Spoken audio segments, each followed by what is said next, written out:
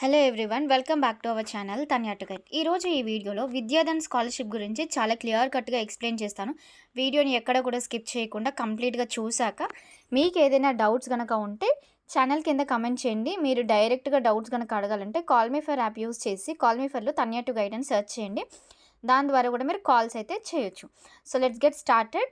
Sarojini Damodar foundation Vidyadhan scholarship programme every year ఉంటుంది actually. So మంచి ప్రతిభ కనబరిచిన విద్యార్థులందరికీ కూడా ఈ స్కాలర్షిప్ని ఎస్ఎస్సి అంటే రీసెంట్గా 10th క్లాస్ కంప్లీట్ చేసిన స్టూడెంట్స్కి, మంచి మెరిట్ వచ్చిన స్టూడెంట్స్కి మాత్రం దీన్ని ఇవ్వడం జరుగుతుంది. అయితే ఇప్పటికే ఈ ప్రోగ్రామ్ కేరళ, కర్ణాటక, ఆంధ్రప్రదేశ్, తెలంగాణ, చెన్నై, గోవా ఇట్లాంటి ప్రాంతాలలో 10,000+ స్టూడెంట్స్కి ఎవ్రీ ఇయర్ ఈ స్కాలర్షిప్ని అయితే ప్రొవైడ్ చేస్తున్నారు. కొంతమంది నా స్టూడెంట్స్కి కూడా ఈ స్కాలర్షిప్ వచ్చింది. అప్పుడు నాకు ట్రస్ట్ అనిపించింది అనమాట. అంటే నార్మల్గా మనము ఇట్లాంటివి చూసినప్పుడు ఎవరికో ఒకరికి వస్తుందిలే అని అనిపిస్తుంది. బట్ మనకు తెలిసిన వాళ్ళకి వచ్చిందంటే ఓకే, అప్లై చేయొచ్చు అనిపిస్తుంది. అందుకోసమనే నేను ఎవ్రీ ఇయర్ ఛానల్లో డెఫినెట్లీ ఈ వీడియోస్ పోస్ట్ చేస్తాను. సో ఎంపికైన విద్యార్థులకి 2 years పాటు ఫౌండేషన్ నుంచి స్కాలర్షిప్ అయితే పొందడం జరుగుతుంది. అండ్ అట్లాగే ఒకవేళ విద్యార్థి యొక్క ప్రతిభ ఆధారంగా వాళ్ళు డిగ్రీ చదవాలి అనుకుంటే అప్పుడు కూడా డిగ్రీలో స్కాలర్షిప్ పొందడానికి అవకాశం అయితే ఉంటుంది. అయితే ఈ స్కాలర్షిప్ ద్వారా ఆర్ఎల్స్ నమోదైన ద్వారా కానీ దాతలు ఉంటారు కదా, అంటే స్పాన్సర్స్, సో వాళ్ళ ద్వారా స్కాలర్షిప్ అయితే రావడం జరుగుతుంది. ఇక్కడ మనం చూసుకున్నట్లయితే దీని ఆధారంగా కాలపరిమితి సంవత్సరానికి 10,000 నుండి 75,000 రూపీస్ వరకు దీన్ని అందజేయడం జరుగుతుంది. ఇక్కడ మనం చూసుకున్నట్లయితే విద్యాధన్ స్కాలర్షిప్కి వెళ్ళి మీరు సెర్చ్ చేసుకుంటే సరిపోతుంది. స్కాలర్షిప్ వివరాలు చూసుకున్నట్లయితే intermediate first year 10,000, second year 10,000 rupees yearly రావడం జరుగుతుంది. ఎవరు అర్హులు అంటే వార్షిక ఆదాయం 2 లక్షల లోపు ఉన్న వాళ్ళు ఎవరైనా కూడా దీనికి అప్లికేషన్ చేసుకోవచ్చు. And recently 10th class complete చేసి మినిమం, ఇది బాగా గుర్తుపెట్టుకోండి, మినిమం 9 GPA ఉన్నవాళ్ళు ఆర్ 90% స్కోర్ ఉన్న వాళ్ళు మాత్రమే అప్లికేషన్ అయితే చేసుకోండి. ఒకవేళ ఫిజికలీ ఛాలెంజ్డ్ వాళ్ళైతే 75% మార్క్స్ ఆర్ 7.5 CGPA మార్కులు ఉంటేనే అర్హులు. ఎంపిక విధానం ఎట్లా ఉంటుందంటే ఆన్లైన్లో అప్లికేషన్ చేసుకున్నాక పిల్లల మెయిల్ ఐడికి ఒకవేళ సెలెక్ట్ అయితే కనుక మీకు మెయిల్ రావడం జరుగుతుంది. అండ్ పరీక్షల వివరాలు విద్యార్థులు ఈమెయిల్ ద్వారా తెలియజేయడం అయితే ఉంటుంది. అంటే మీరు ఆన్లైన్లో అప్లికేషన్ చేసుకోవాలి. సో దీన్ని బేస్ చేసుకొని మౌలిక పరీక్ష అండ్ అంటే రిటర్న్ ఎగ్జామినేషన్ అండ్ ఇంటర్వ్యూ కూడా ఉంటుంది. సో దాని ద్వారా సెలెక్షన్స్ అయితే ఉంటాయంట.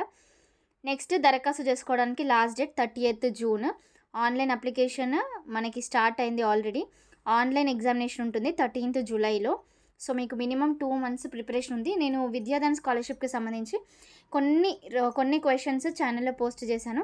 నేను వీలైతే క్వశ్చన్ పేపర్ పెట్టడానికి ట్రై చేస్తాను. ప్రీవియస్ ఇయర్ది ఎవరైనా నాకు తెలిసిన నా స్టూడెంట్స్ని అడిగి, మోడల్ పేపర్స్ అయినా ఎట్లాంటి క్వశ్చన్స్ వచ్చాయనేది కూడా మీకు చెప్తాను.